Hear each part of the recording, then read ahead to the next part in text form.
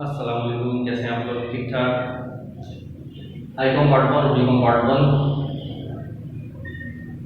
Subject हमारा accounting और topic जो चल रहा था बैंक रिकंसिलिएशन।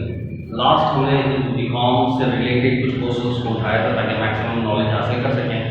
आज हम फर्स्ट ईयर के कुछ और मजीद टॉपिक्स को उठाते हैं जिसमें से नॉलेज को हासिल कर सकें। फॉर्मेट्स वो तमाम हम कर चुके हैं, लिहाजा अब मैं प्रैक्टिस करवा रहा हूँ, तो आपने मुझसे पहले बताते जाना कि कौन सी चीज़ किस में आई है, ठीक है। लेकिन ये सारी चीज़ें करने के बाद आपने खुद जब पेन से लेकर खुद से जब तक करेंगे नहीं अपने हाथ से क्वेश्चन को बिल्कुल प्रेजेंटेशन, तब तक वो चीज़ पक्की नहीं है, ठीक है। अच्छा, तो अब हम आगे बढ़ते हैं।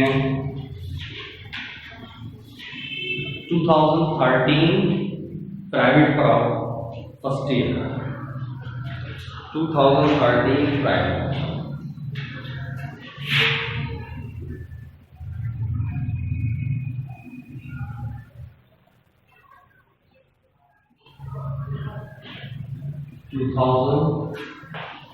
प्राइवेट। Private first year.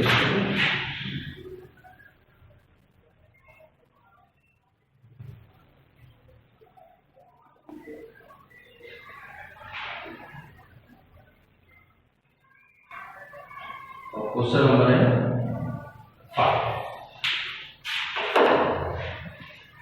ठीक है। Question number 5। अब सबसे पहले लिखा हुआ comparison of the cash book and the bank statement of college traders revealed the following information. अब क्या क्या उन्होंने दिया? Balance as per cash book 12, तो आपने सबसे पहले कैश बुक और बैंक स्टेटमेंट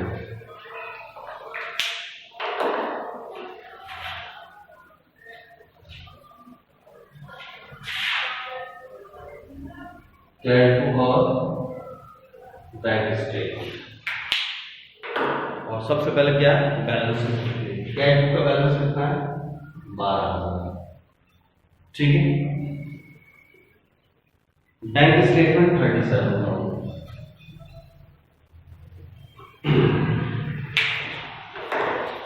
अब मैं पढ़ रहा हूं, अब आपने बता देना। Check deposited but not shown in the bank statement. हमने जमा तो करा दिया, बैंक वालों ने अभी तक नहीं दिखाया। क्या करना चाहिए? बैंक में ऐड कर देना चाहिए। 15,000 रुपये बैंक में ऐड करें, और आगे आप एक्सप्लेनेशन के अंदर क्या लिखोगे? क्या हमने जो डिपॉजिट करा, लेट डिपॉजिट लिख सकते हो और अनक्लियर्ड लिख सकते हो। Check issued but not present, bank में से माइनस हो जाएगा। अनप्रेजेंट चेक क्या होता है? बैंक में से minus. Directly deposit by the customer 8,000 रुपये एक कस्टमर ने डायरेक्ट आकर बैंक में जमा करा दिया, हम भी अपने पास ऐड कर लेते हैं। टाइटल क्या होगा? Account receivable. देखो ये इतनी दफा लफ्ज आएंगे कि तुम्हें वैसे ही हिफ्ज हो जाएंगे कि ये यहाँ होगा, ये यहाँ आएगा, यहाँ आएगा, बस प्रैक्टिस के ऊपर बात। डिसऑनर चेक, बैंक ने भगा दिया, अपने पास से भी माइनस कर दिया। टाइटल क्या होगा? अकाउंट रिसीवेबल, कस्टमर का चेक। बैंक चार्जेस, अपने पास से माइनस, और टाइटल क्या होगा? Bank charges. Profit given by bank, bank ने प्रॉफिट दिया, हम भी अपने पास ऐड कर लेंगे। टाइटल क्या होगा? इंटरेस्ट रेवेन्यू, क्योंकि जो प्रॉफिट होता है वो बैंक इंटरेस्ट देता है, मार्कअप भी बोलते हैं। अब जरा समझ करो,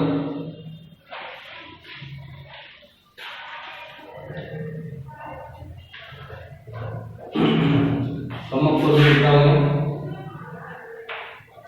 7.12 32 5 20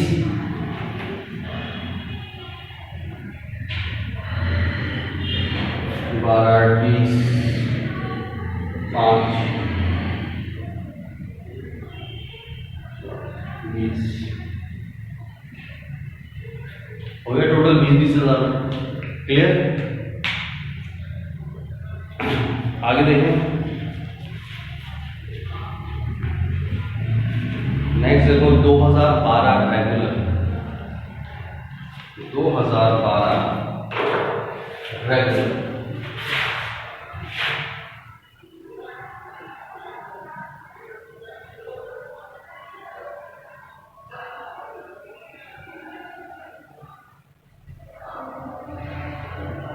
क्वेश्चन नंबर 5,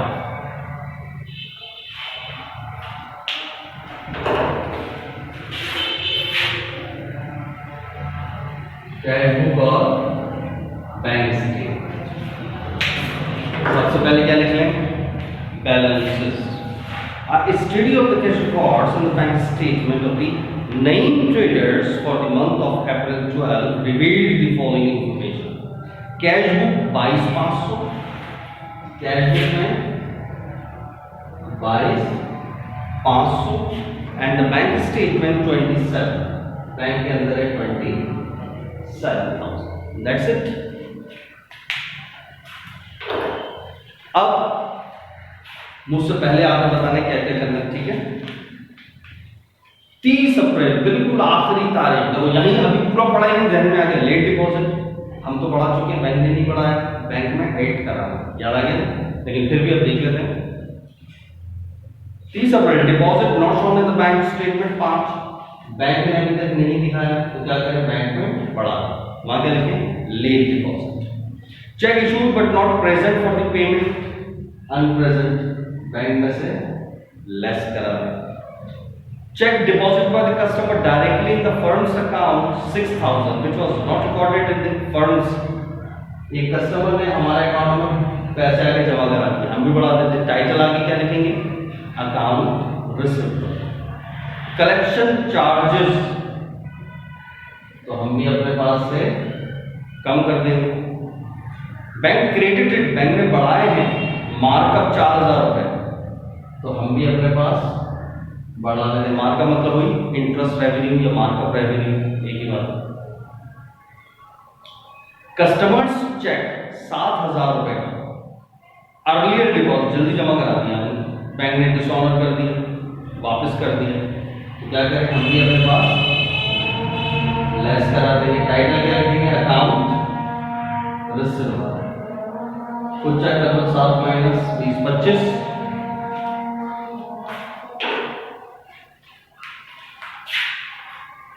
25,000,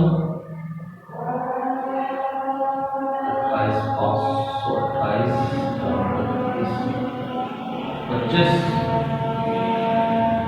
आगे बैलेंस और देखते हैं।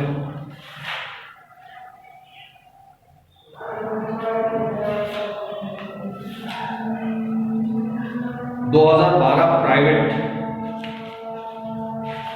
2012 private.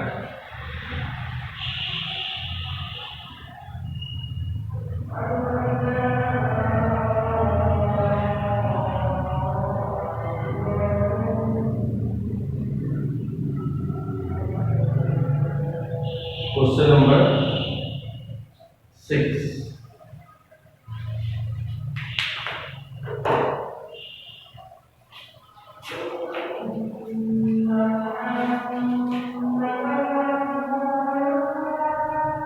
Cash book and bank statement. On January 31st, 2012, the cash book of Zahir Merchant showed a bank balance,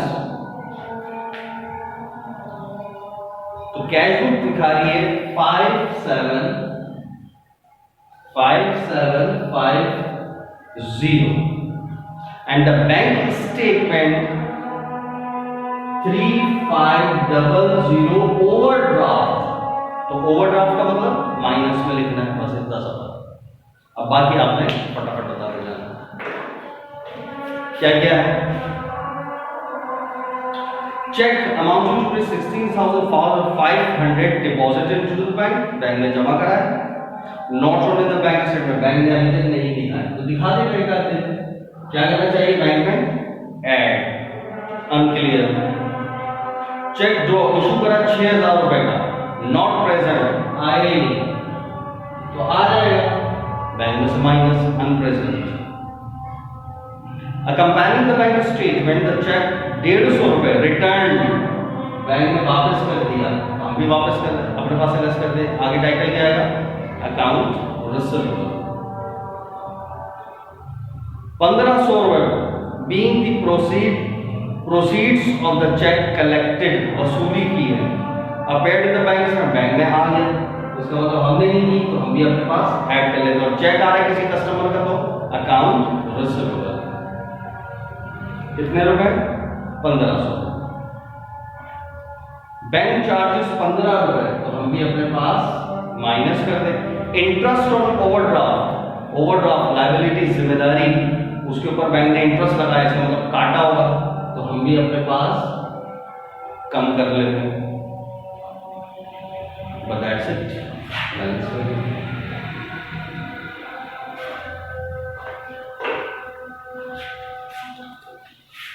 कितना हो गया?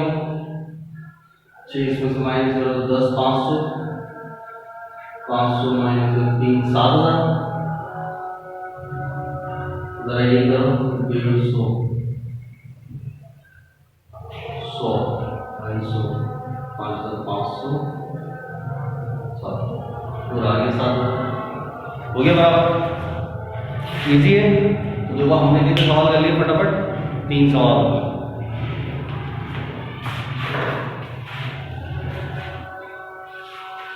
और इसके बाद देखो 2011 रेगुलर,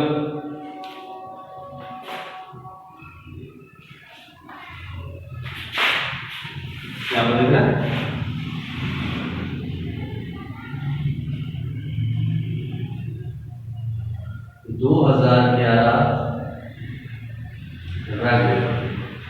क्वेश्चन नंबर है 5।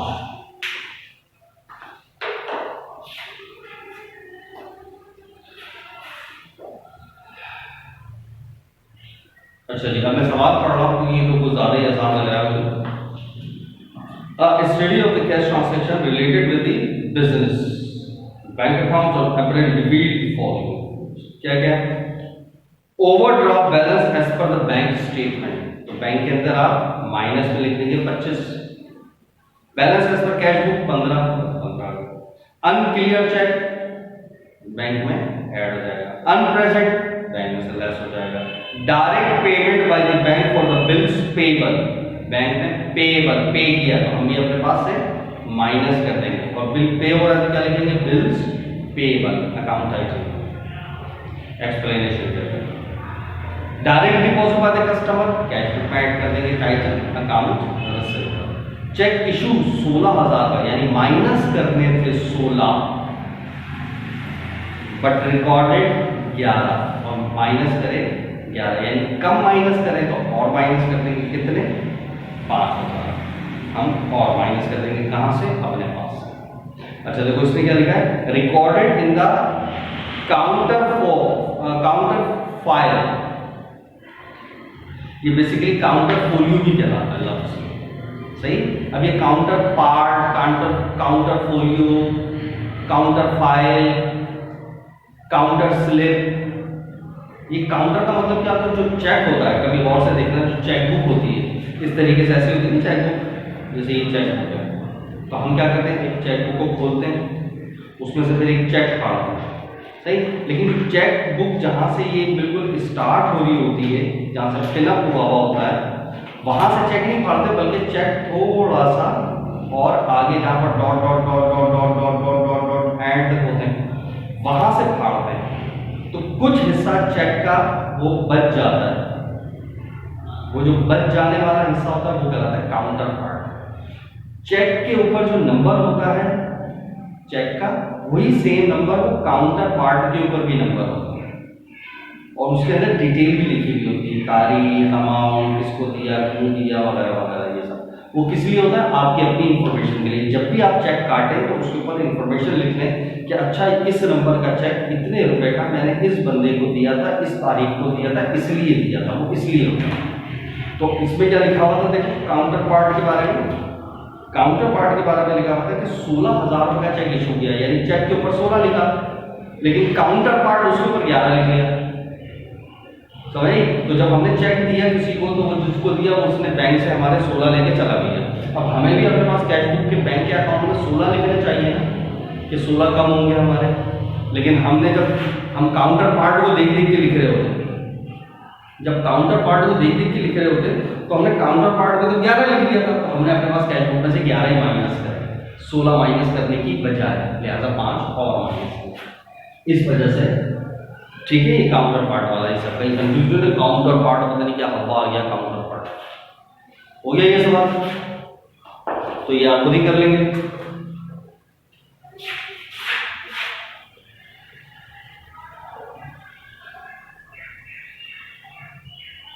ठीक है, नेक्स्ट देखते हैं कब आया ये सवाल।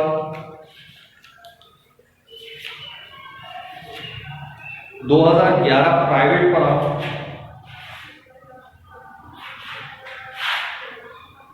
दो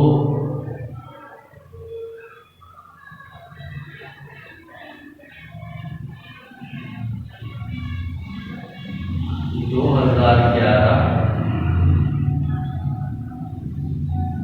प्राइवेट, क्वेश्चन नंबर है 6। ठीक है,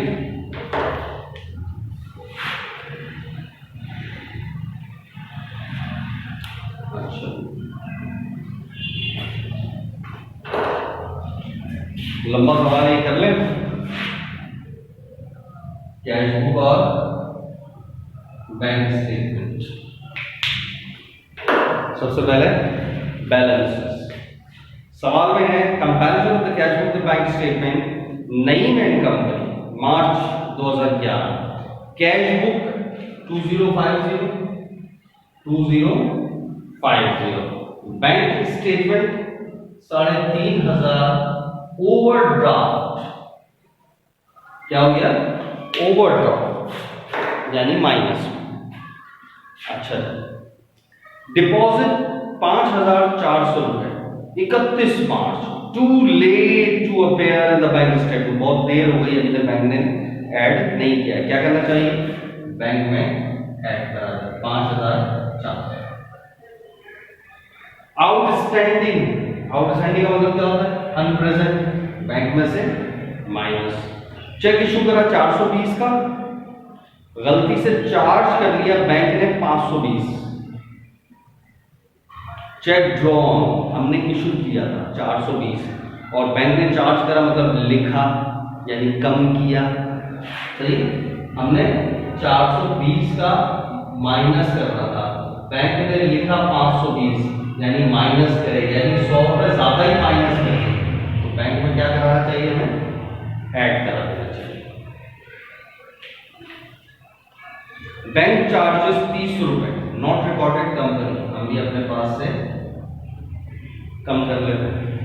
एक चेक था, परचेज किया था ऑफिस सप्लाईज, तो इशू किया 230 रुपए, 230 इशू, लेकिन लिख लिया उसको 320, कितने की गलती हो गई, 90 रुपए, यानी माइनस करते थे 200 माइनस कर दिए 3, ज्यादा ही माइनस कर दिए, तो ऐड करा दें, सही। चेक 110 रुपए का ट्रैवलिंग एक्सपेंस का था, हमने खुद ही रिकॉर्ड नहीं किया, तो अपने पास से माइनस कर देते, चेक दिए ही होगा ना।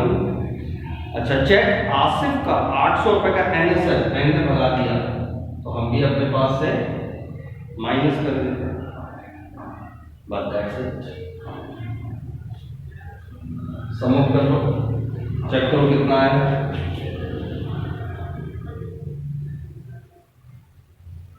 3,300, 4,300, 1,100, 1,200, 1,200, जरा चेक करना,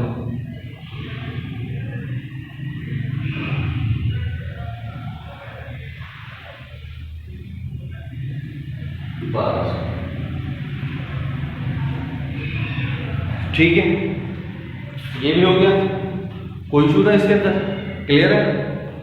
देखो मैक्सिमम नंबर ऑफ क्वेश्चंस हमने कर लिए कितने, 1 2 3 4 5, सही, 5 मैं कर रहा हूँ, 5 आपने खुद अपने से भी कर लेना, सही है, ज़्यादा से ज़्यादा नंबर ऑफ क्वेश्चन आपने करने हैं, फारिग करना फटाफट इस क्वेश्चन को प्रैक्टिस करोगे, ये देखो फिंगर टिप्स पे सॉल्व करोगे, 2-3 घंटे कंटिन्यू बैठ गए पूरा 5 ईयर कर लोगे इंशाल्लाह। ठीक है, ओके, अल्लाह हाफ़िज़।